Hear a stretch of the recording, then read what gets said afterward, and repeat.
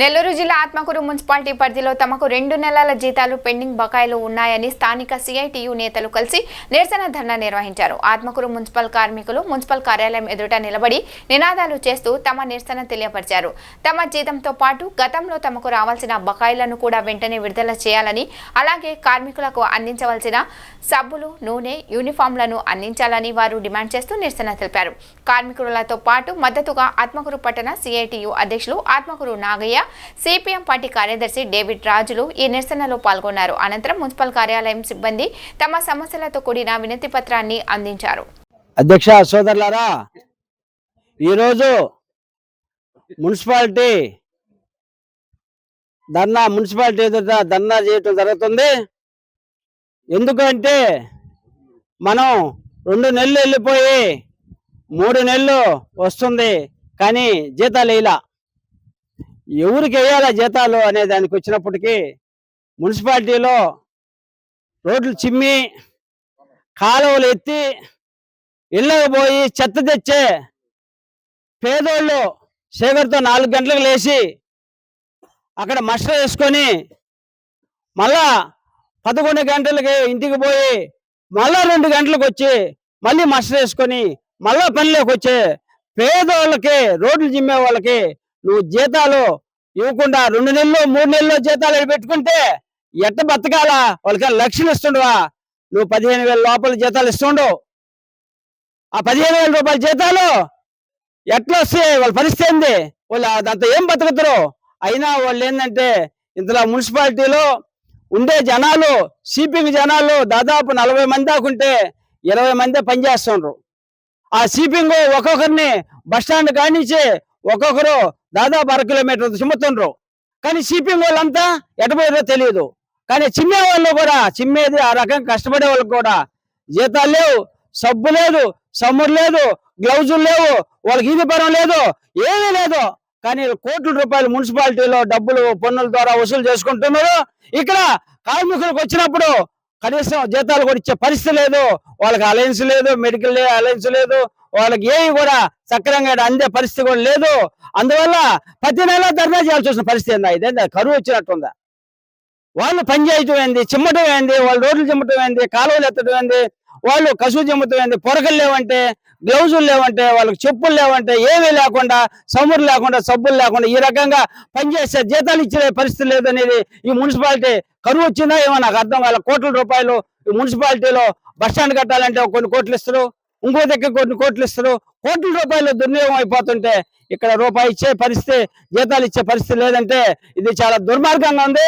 ఇప్పుడు మేము ధర్నా చేస్తుంటే మీకు జీతం పడుతుంది అని చెప్పింది. ఇప్పుడు ఇదే మున్సిపాలిటీ. ఈ రకంగా మున్సిపాలిటీ పద్ధతిగా నడపాలా? కార్మికుల జీతాల తర్వాత ఏదైనా చేయాలా? ఇక్కడ ఏమైనా కాలువలు ఏమైనా కడుతుండ్రా, లేకుంటే రోడ్లకు ఏమైనా మట్టి వేస్తుండ్రా? రోడ్లు గుంతలు ఆ మంతాన్ని పెడితే వీటికి మట్టి వేస్తుండ్రా? ఏమీ లేదు కదా. ఇట్లా మున్సిపాలిటీ జీతాలు కూడా ఇచ్చుకోలేని పరిస్థితి ఉందంటే ఎందుకు ఈ మున్సిపాలిటీ అనేది మళ్ళీ తిరిగి పంచాయతీ అన్న చేయండి. ఎందుకు ఈ మున్సిపాలిటీ అనేది మేము చెప్తున్నాం. అందువల్ల మేము సిఐటిగా డిమాండ్ చేస్తున్నాం. ప్రతి నెల జీతాలు ఇస్తే ఇచ్చినట్టు, లేదంటే మేము సమ్మెలేకపోతామని కూడా చెప్తున్నాం అని చెప్తూ మేము సెలవు తీసుకుంటాం. కామ్రేడ్స్, ఆత్మకూరు మేజర్ పంచాయతీ మున్సిపాలిటీగా రూపొందించి 12 సంవత్సరాలు అయింది.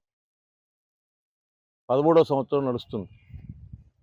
అయితే ఈ మున్సిపాలిటీ 13,70,00,000 రూపాయలు అప్పు తేలుంది. ఇక్కడ ఉన్నటువంటి అధికారులు చెప్తున్నారు కరెంటుకే 3 కోట్ల రూపాయలు ఇవ్వాల్సినటువంటి పరిస్థితి ఉందని చెప్తున్నారు. మేము అడుగుతున్నాం సిఐటిగా, అయ్యా ఏమి అభివృద్ధి చేసి అప్పయ్యారు? కార్మికులకు ఇవ్వాల్సి ఉన్నటువంటి బకాయిలను ఇచ్చారా? ఎన్నో సంవత్సరాలు పేరుకొని పోయినటువంటి అరియర్స్ని మీరు ఈ రోజుకి ఇవ్వలేదే.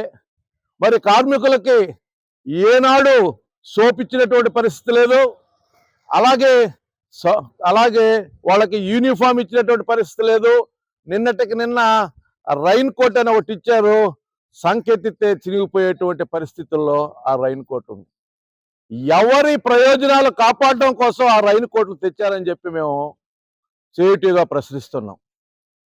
అసలు ఇప్పుడు కానీ మనం మున్సిపాలిటీ ఆఫీసు లోనకి వెళ్ళి పరిశీలిస్తే కార్మికులకు ఇవ్వాల్సినటువంటి జీతాలు ఇవ్వకుండా 2 నెలల జీతాలు ఇవ్వాల్సి ఉంటే ఒక అరగంట ముందు 1 నెల జీతం ఇచ్చారు. మేము కార్మికుడి యొక్క అర్ధ ఆకలిని గురించి మీరు ఆలోచించినందుకు అభినందిస్తున్నాం. అయితే కార్మికుడికి పూర్తిగా పొట్ట నిండాలనేది సిఐటి అభిమతం. వాళ్ళకి జీతాలు ఇవ్వండి, మీరు ఎవరి కోసమో చేసేటువంటి లిఫ్ట్ను ఆపండి, ఆ లిఫ్ట్కి పెట్టేటువంటి ఖర్చులు తీసి మీరు ముందు కార్మికుల యొక్క పొట్ట నింపి తర్వాతనే లిఫ్ట్ చేసుకోవాలని మిమ్మల్ని మేము ప్రార్థిస్తున్నాం. మేము సిఐటిగా హెచ్చరిస్తున్నాం. కార్మికుల యొక్క పొట్ట కొట్టడానికి మీ ప్రయత్నాలు ఆపకపోతే ఇక్కడ ఉన్నటువంటి పాలకవర్గం యొక్క దోపిడీని మీరు నిలువరించకపోతే అధికారులు ఇబ్బంది పడాల్సినటువంటి పరిస్థితి వస్తుందని చెప్పి సిఐటిగా హెచ్చరిస్తూ మరొకసారి కార్మికులకు రావాల్సినటువంటి బకాయిల్ని వెంటనే చెల్లించాలా, వాళ్ళకి నెల నెల జీతాలు ఇవ్వాలని చెప్పి సిఐటిగా డిమాండ్ చేస్తున్నాం.